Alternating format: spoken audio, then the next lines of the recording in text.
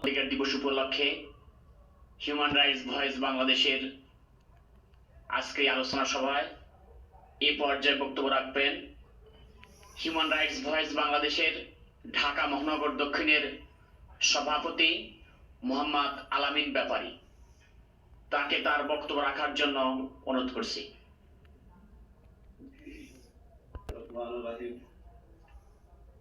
10 December 27তম আন্তর্জাতিক মানবাধিকার আজকের এই অনুষ্ঠানে উপস্থিত আছেন প্রধান অতিথি এ.কে.এম. রুহুল আমিন, আরো উপস্থিত হয়েছেন মানবাধিকারের বিভিন্ন নেতৃবৃন্দ, উপস্থিত আছেন উত্তরের সভাপতি এবং দক্ষিণের নেতৃবৃন্দ। সবাইকে জানাই আসসালামু আলাইকুম ওয়া রাহমাতুল্লাহি ওয়া বারাকাতুহু।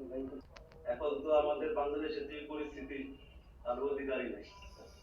হামলা মামলা, খুন, রাজনীতি অদরে চলছে। এখন আমাদের এই মানবাধিকার তাদের পক্ষেই কথা বলে। আমরা ইনশাআল্লাহ আমাদের নেতৃবৃন্দের কাছ থেকে শুনবো। এবং মানবাধিকারের রাষ্ট্র হচ্ছে যেখানে জুলুম অত্যাচার, সেখানেই আমাদেরকে দাঁড়াতে হবে এবং ভালো ভালো কাজ করতে হবে এবং গরিব অসহায় মাঝে সবসময় খোঁজখবর নিতে হবে যে আমি ভালো খাইলাম, আমি নিজে খাইলাম। এবং বর্তমান নির্বাচন কমিশনও তারা প্রতি ক্ষেত্রে তারা নিরপেক্ষতা হারিয়ে ফেলেছে। আমার মনে হয় না এই নির্বাচন কমিশন নিরপেক্ষ নির্বাচন উপহার দিতে পারে। তাই আমি আপনাদের প্রত্যেককে অনুরোধ করব, আসুন আমাদের নিজ নিজ জায়গা থেকে আমরা সচেতন হই। আগামী দিনে মানবাধিকার রক্ষার জন্য আমরা একতাবদ্ধভাবে কাজ করি। আমি ধন্যবাদ জানাচ্ছি আয়োজক সংগঠনকে আমাকে আমন্ত্রণ করার জন্য, আপনাদের মাঝে এসে দুটি কথা বলার জন্য। বাইরে থেকে খাবার কিনা খায়, যার টাকা আছে, আর যার টাকা নাকি সেই শক্ত রুটি, এক টুকরা গুড় বা একটু নিম্নমানের ভাজি কোনো মতে খায় দিন যাপন করছে। আমি সবার কাছে আমি অনুরোধ করব, এই সব আপনারা তুলে ধরবেন এবং সেটা নিয়ে আপনারা প্রতিবেদন যে উপরে জমা দেওয়া সেটাও দিবেন এবং পত্র পত্রিকায় এটা আসতে হবে।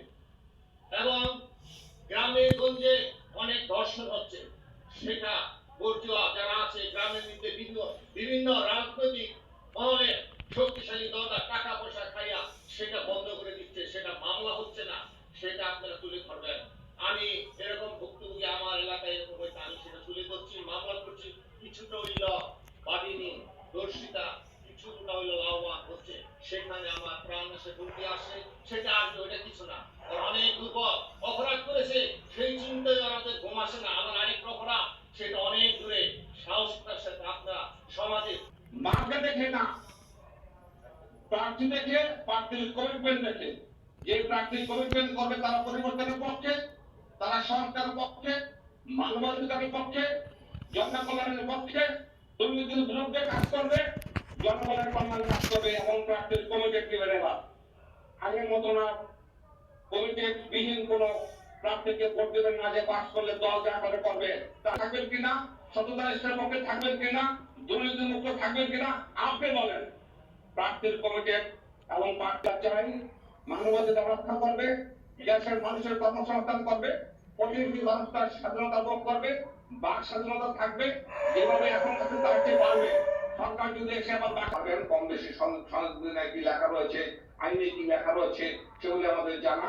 সেই সাথে সাথে হিউম্যান রাইটস ভয়েস বাংলাদেশ কর্তৃক আয়োজিত আজকের এই আলোচনা সভায় এই পর্যায়ে সভাপতির বক্তব্য রাখবেন হিউম্যান রাইটস ভয়েস বাংলাদেশের সহসভাপতি আসাদুজ্জামান জুয়েল।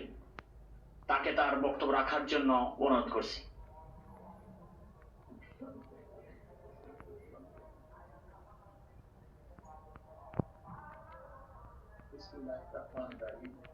মুন্সিগঞ্জ থেকে অনেক নতুন কর্মী এসেছেন, মানে তারা হয়তো ভাবতেন না, কিন্তু তাদের একটা মন আছে, তারা কিন্তু মানবাধিকার নিয়ে কাজ করে।